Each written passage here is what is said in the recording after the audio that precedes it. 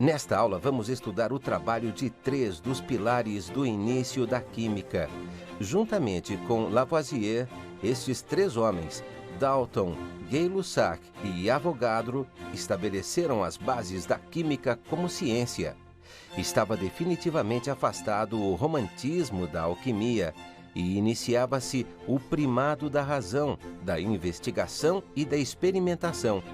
Eles não acertaram em tudo, nem ao menos concordaram em tudo. Mas de suas disputas, de seus erros e acertos, a química sai fortalecida e inicia sua caminhada rumo ao futuro.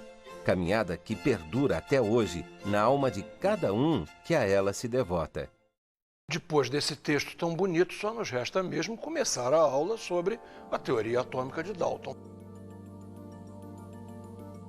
Repare uma coisa, Dalton é um dos primeiros químicos que vai explicar coisas. Ele vai tentar pegar leis que, de uma certa maneira, eram empíricas, vai tentar pegar o trabalho de Lavoisier, com a balança, vai tentar pegar o trabalho de Proust, com balança também, com relação entre massas, e criar uma maneira de explicar isso. Ou seja, Dalton novamente aquela nova visão da química que não quer descrever, quer explicar.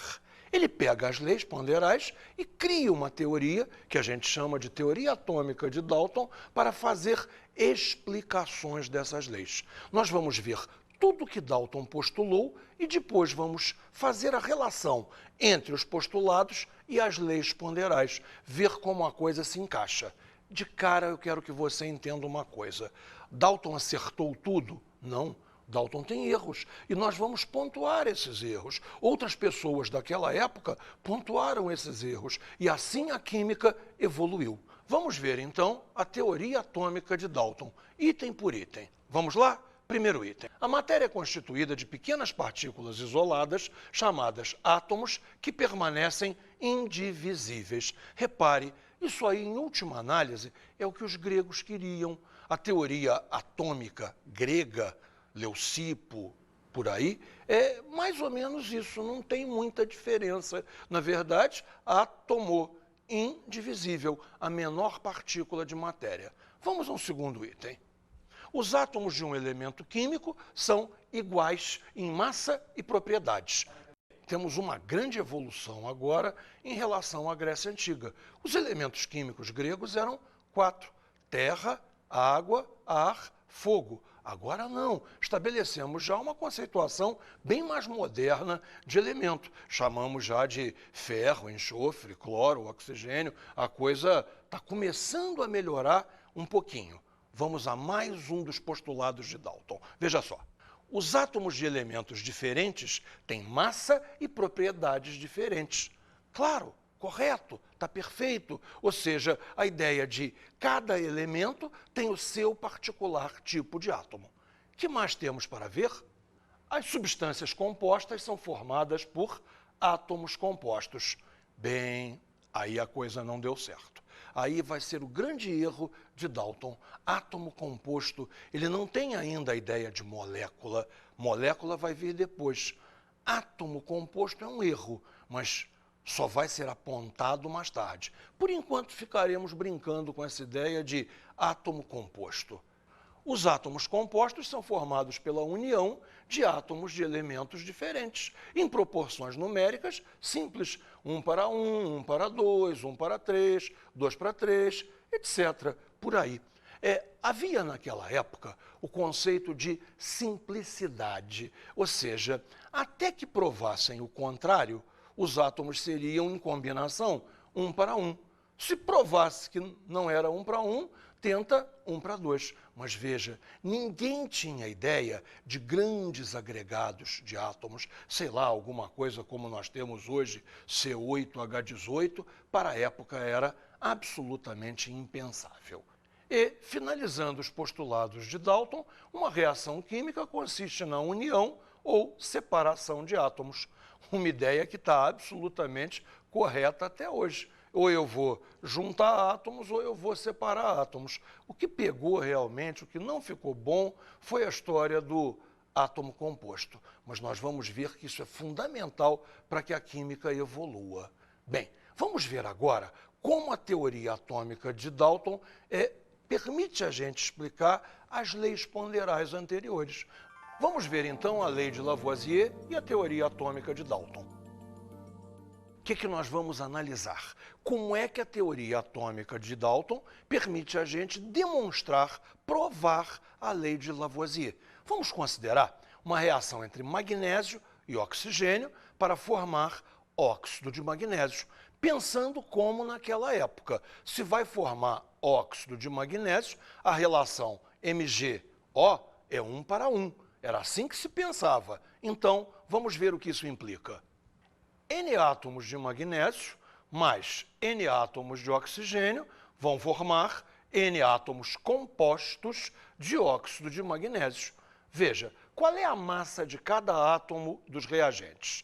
N átomos pesando M1. Vamos fazer de conta que M1 é a massa do magnésio, mais N átomos pesando M2. Quanto é que vai pesar o átomo composto de magnésio? 1:1, M1 mais M2. Vamos ter N átomos compostos pesando M1 mais M2. Então, veja, a massa dos reagentes é rigorosamente igual à massa do produto, que é exatamente a lei de Lavoisier. Confere? Bem, vamos analisar agora a lei de Proust. Como que a lei de Proust se encaixa na teoria atômica de Dalton? O que eu preciso provar? Que a relação de massas entre magnésio e oxigênio será sempre uma constante. Facílimo, não vamos ter o menor problema. Veja, me acompanhe. N átomos de magnésio com N átomos de oxigênio. O que isso forma? N átomos compostos de óxido de magnésio. Qual é a massa de N átomos de magnésio? N vezes M1. Qual é a massa de N átomos de oxigênio? N vezes M2. Evidentemente, cancelam os N's e a gente fica com M1 sobre M2. Esta relação M1 sobre M2 é a relação de massas entre um átomo de magnésio e um átomo de oxigênio. Logo, também a relação entre dois átomos de magnésio e dois átomos de oxigênio.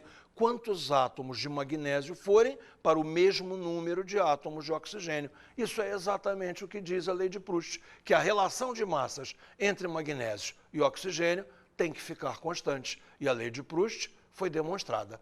Bom, agora nós temos que ir para a parte que vai dar errado.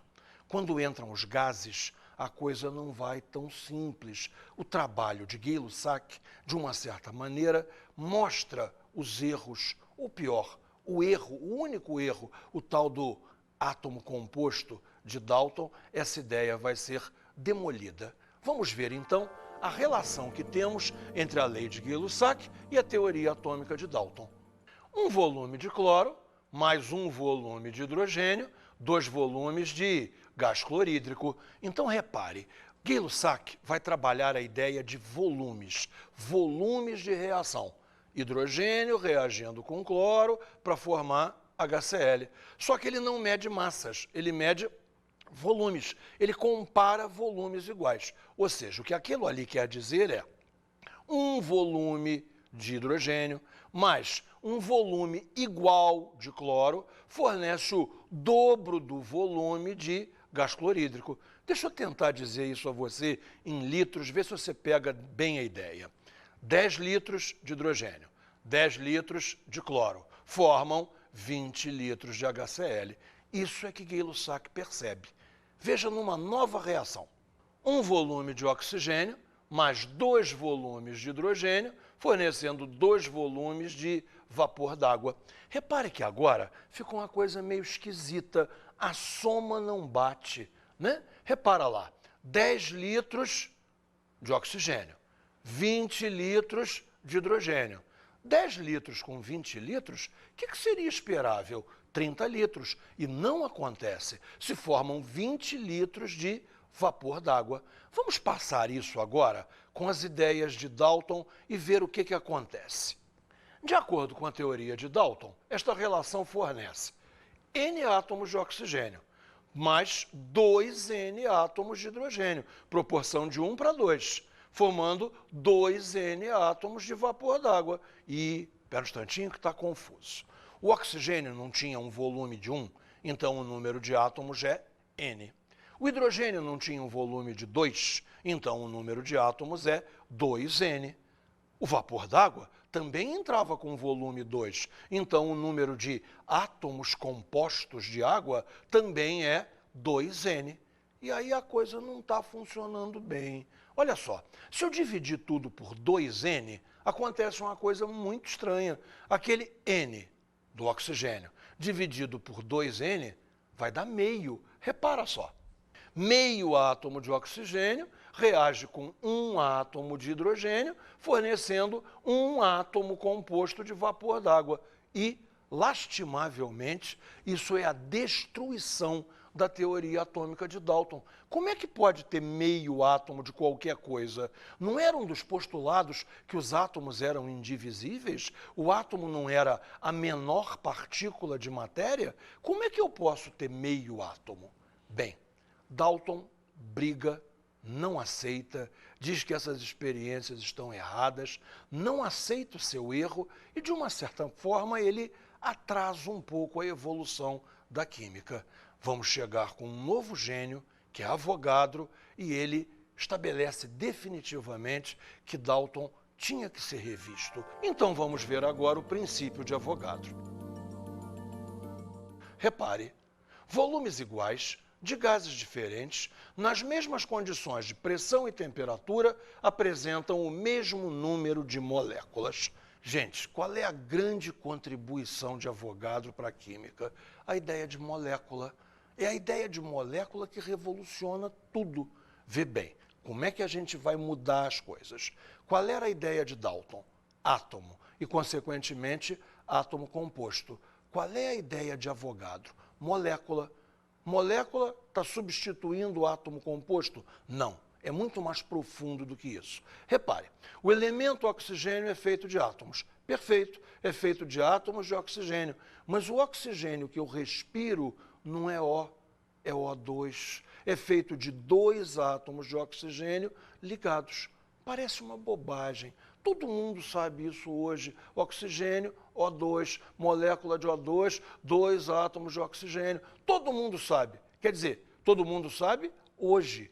Naquela época, ninguém sabia. O óbvio precisa ser dito. Que nem no conto de fadas, alguém tem que dizer o rei está nu. E Avogadro faz exatamente isso. Avogadro diz a Dalton, o seu átomo composto está errado. A teoria atômica de Dalton tem uma falha. Vamos melhorar, vamos corrigir. É o que ele faz brilhantemente. Vamos analisar uma reação química proposta por Gay-Lussac, uma reação química vista volumetricamente e ver como isso nos leva, sem medo de errar, ao conceito de molécula, ao conceito de que, por exemplo, oxigênio é O2, hidrogênio é H2. Chegaremos lá com perfeição. Observe o esquema. N moléculas de hidrogênio mais N moléculas de cloro, dando 2N moléculas de gás clorídrico. Vamos explicar isso melhor. Volumetricamente temos assim, por exemplo, 10 litros de hidrogênio reagem com 10 litros de cloro, formando 20 litros de gás clorídrico, ou seja, 10, 10, 20. Proporção 1 para 2, volumétrica. A proporção volumétrica tem que ser a mesma proporção molecular. Consequentemente, N moléculas de hidrogênio, N moléculas de cloro, 2N moléculas de gás clorídrico. Veja, acompanhe então como ficamos. NX átomos de hidrogênio, NX átomos de cloro, 2N, um conjunto de um átomo de hidrogênio, mais um átomo de cloro. Espera um instantinho, vamos deixar isso bem claro. Eu não sei exatamente quantos átomos existem na molécula de hidrogênio. Então eu disse que são N vezes X. Na molécula de cloro, também N vezes X. Por quê? Princípio da simplicidade. Ácido clorídrico tem que estar na proporção 1 para 1.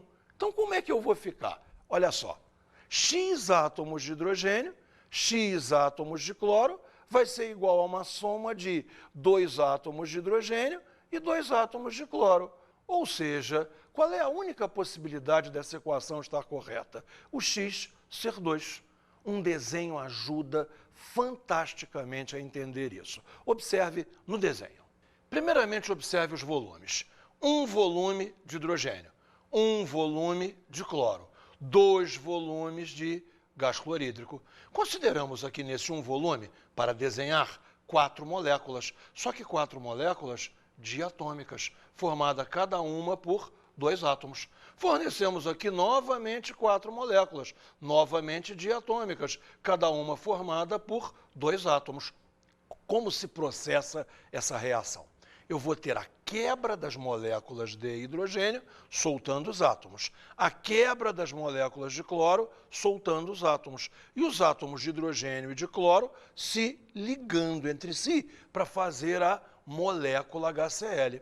Eu tinha 4 moléculas de hidrogênio, consequentemente, 8 átomos. 4 moléculas de cloro, consequentemente, 8 átomos. Se eu vou juntar um hidrogênio com um cloro, eu vou ter 8 moléculas. 8 moléculas tem que ocupar o dobro do espaço de 4 moléculas. Está justificado o 2V para o HCl.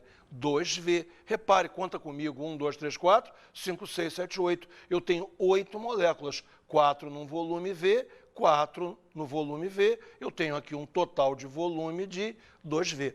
Reparou como a ideia de molécula facilitou a explicação? E veja, eu estou visualizando a reação. Eu sei como é que a reação ocorreu. Quem quebrou, quem juntou. A química começa a ficar mais compreensível. Inclusive, é a primeira vez que alguém pensa num mecanismo de reação. Como é que a reação aconteceu? As coisas estão começando a mudar.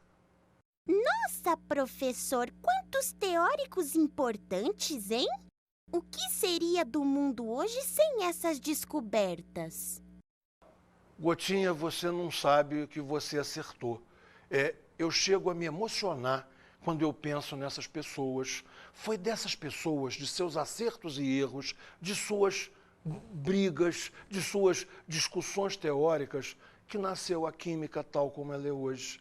Você não tem ideia da contribuição de cada um deles para o pensamento científico como um todo. Nós vamos ver, então, agora, a síntese do que falamos, como ficou, a chamada teoria atômico-molecular, aonde a gente vai juntar as ideias de Dalton, as ideias de átomo e as ideias de molécula, num grande todo compreensível, que ligue a prática, a reação química, a massa, o volume e a explicação, o átomo, a molécula, como as coisas aconteceram. Vejamos então a teoria atômico-molecular. A matéria é constituída por partículas isoladas, chamadas moléculas. Então veja, a matéria não é mais pensada como feita de átomos, é feita de moléculas. Moléculas essas que são feitas de átomos. Ganhamos uma flexibilidade, ganhamos a possibilidade da divisibilidade que o átomo não tem. Átomos continuam sendo indivisíveis, mas moléculas não. Moléculas se quebram e átomos se reúnem outra vez.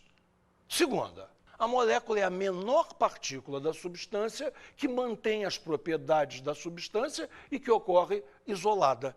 Então veja, a molécula é a menor partícula. Tiramos do átomo a responsabilidade de ser a menor partícula. Dizemos que o átomo de oxigênio existe, mas que o oxigênio, tal como ele está na natureza, não é formado de átomos, é formado de moléculas, que são agregados de átomos. Você entendeu o jogo? Não é O, é O2. A molécula é que é a unidade estrutural, não mais o átomo. As moléculas são constituídas de átomos iguais ou diferentes. Você não reparou, mas isso aí é muito importante. Isso é o nascimento do conceito de substância simples e substância composta. Uma molécula pode ter todos os seus átomos iguais ou pode ter todos os seus átomos diferentes. Repare o quanto a ideia de molécula nos dá um ganho de flexibilidade.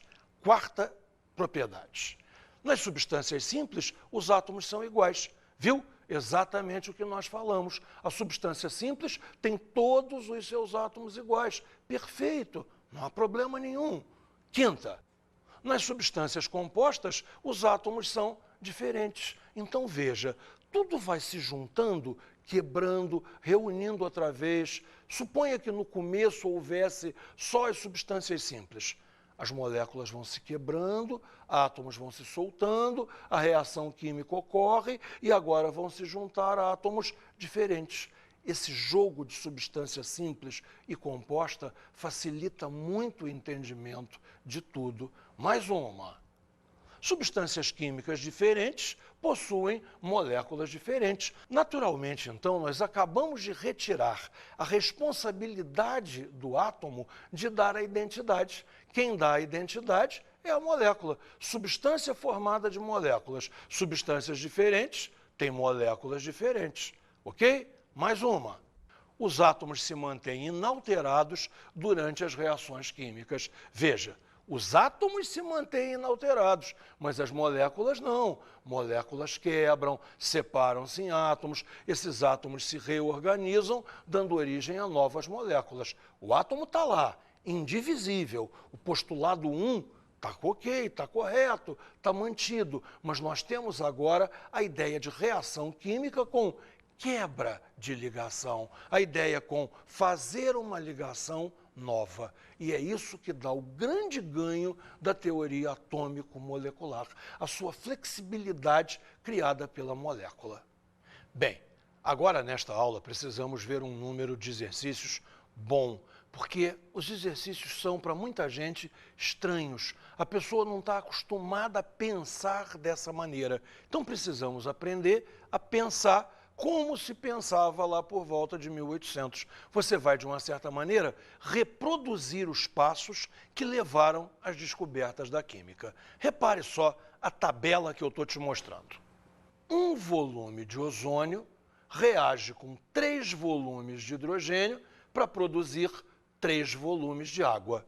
Querido, de onde que saiu isso? Uma medida de Gay-Lussac, uma lei volumétrica. Eu estou dizendo volumes.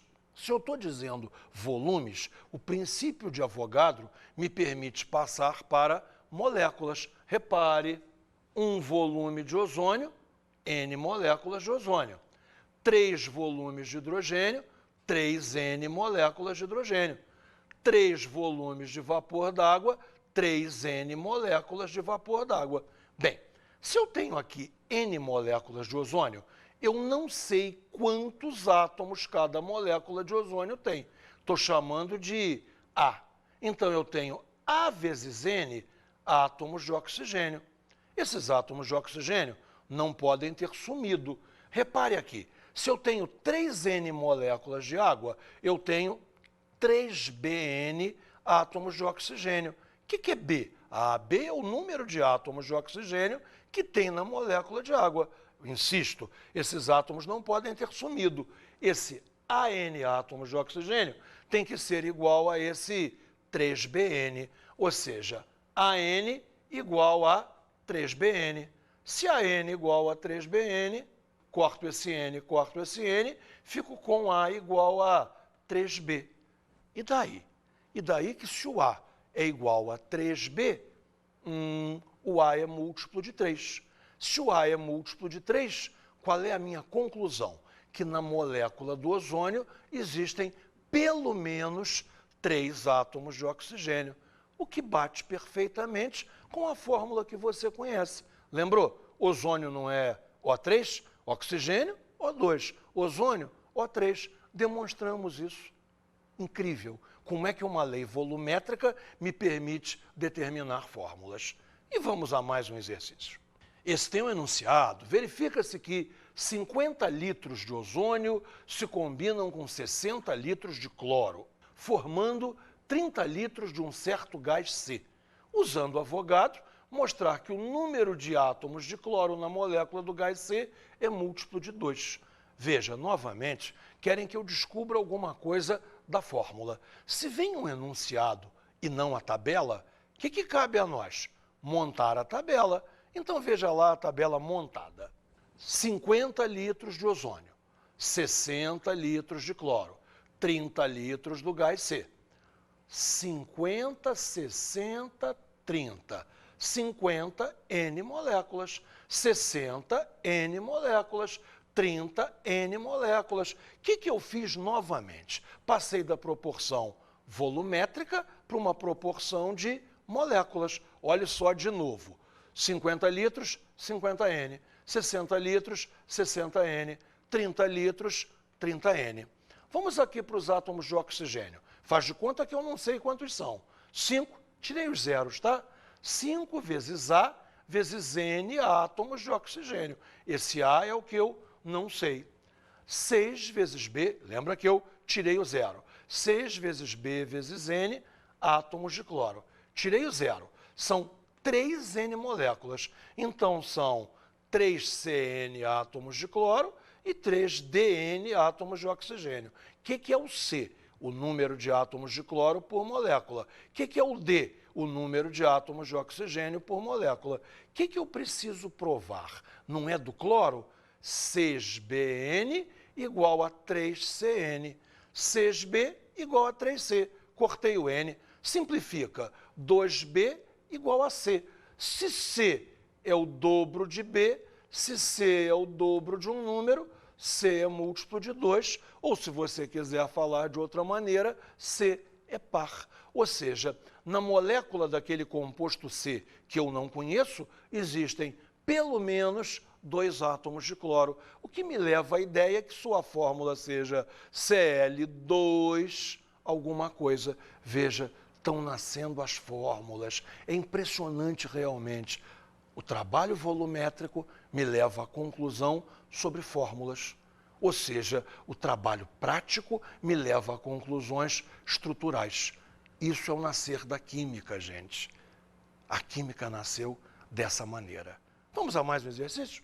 A formação do gás amoníaco a partir dos gases hidrogênio e nitrogênio pode ser representada pela equação: 10 volumes de nitrogênio, 30 volumes de hidrogênio, 20 volumes de gás amoníaco.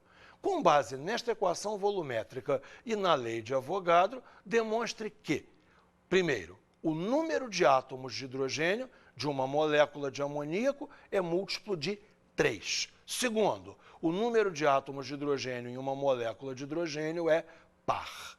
Bom, tenho 2 demonstrações para fazer. Você sabe aonde esse exercício caiu? Você quer que eu te diga?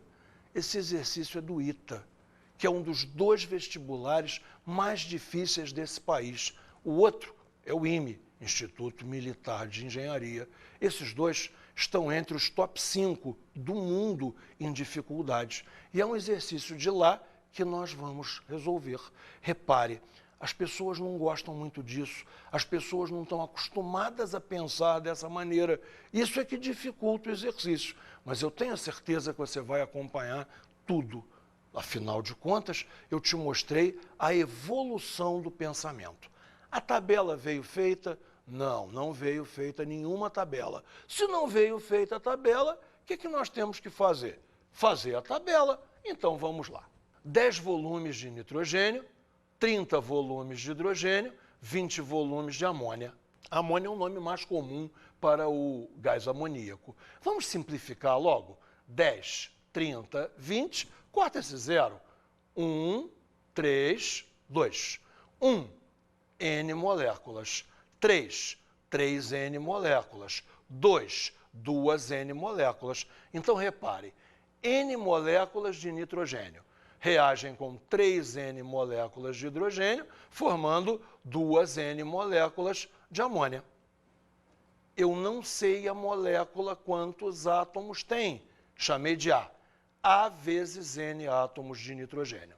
Eu não sei quantos átomos a molécula tem. Então, 3N moléculas, chamei de B, 3BN átomos de hidrogênio. 2N moléculas de amônia. Eu não sei a fórmula da amônia. Vou chamar de C, o número de átomos de nitrogênio. Vou chamar de D, o número de átomos de hidrogênio. Como são 2N moléculas, 2 vezes CN átomos de nitrogênio, 2 vezes DN átomos de hidrogênio. Bem, agora é importante. Agora eu tenho que tirar as igualdades. As igualdades que me interessam. Vou tirar todas elas. Repare. Átomos de nitrogênio não sumiram. Então, AN igual a 2CN. Posso cortar o N e vou dizer que A igual a 2C. Continua comigo. Átomos de hidrogênio, 3BN. Átomos de hidrogênio, 2DN. Então, 3BN igual a 2DN. Cortando o N, você tem que 3B igual a 2D.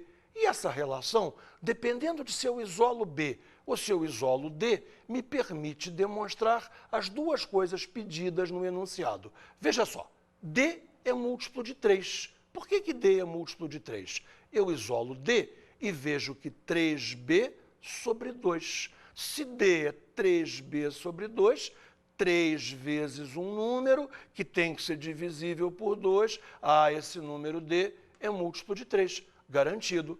E agora se eu inverter? Agora eu mostro que B é par, já que, vê só, B tem que ser 2D sobre 3, que é um número inteiro.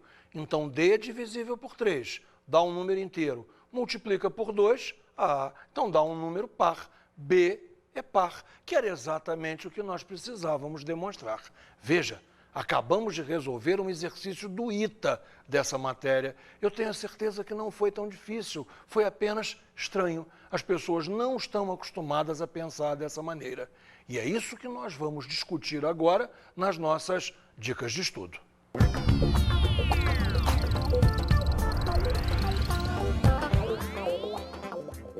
Bem, a minha dica para você hoje é exercícios.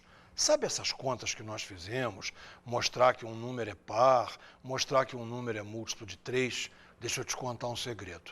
O pessoal se enrola com isso, mas se enrola com isso direto. Você não tem o direito de se enrolar com isso, senão você vai perder ponto em prova. Estou falando uma linguagem bem simples. Aprende isso, pelo amor de Deus. Só passa para o próximo exercício quando você tiver certeza que entendeu o que você está fazendo agora.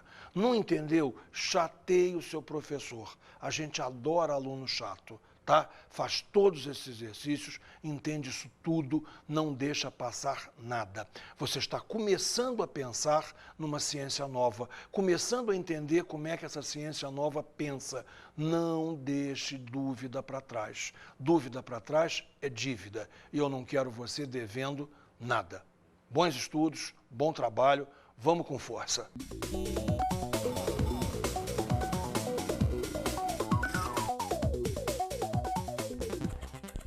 O tema da aula de hoje foi a teoria atômica de Dalton. Mais do que a teoria atômica de Dalton, foi ver como a teoria atômica de Dalton interagiu com as leis ponderais, as leis ligadas à massa, interagiu com as leis volumétricas, Gay-Lussac, e ver como ela teve que ser corrigida, adaptada, melhorada.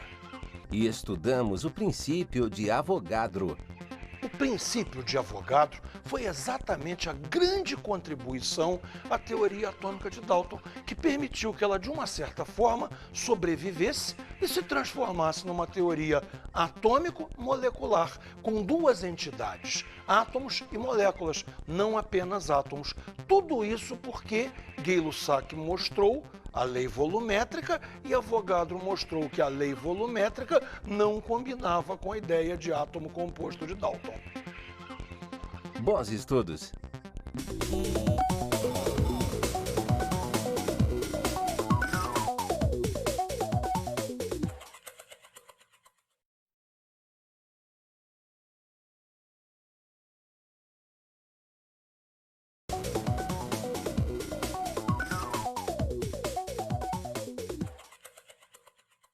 Meu amigo professor, minha professora querida, essa aula é de uma importância terrível, porque ela é que mostra aos alunos como as coisas aconteceram.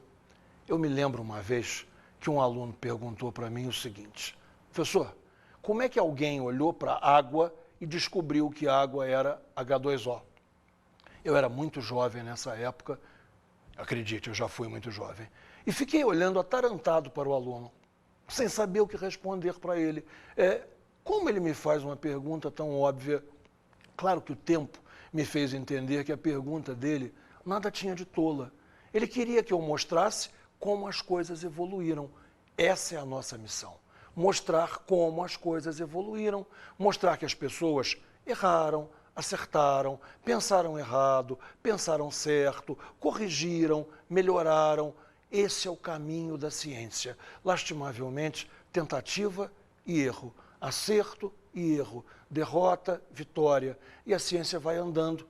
Cabe a nós mostrar ao aluno esse caminho, mostrar ao aluno essa trajetória, fazendo sempre que a ciência se torne companheira dele, que ele venha para o nosso lado e ele seja mais uma pessoa, mais um cidadão a compreender de maneira científica o mundo que o cerca. Bom trabalho para nós.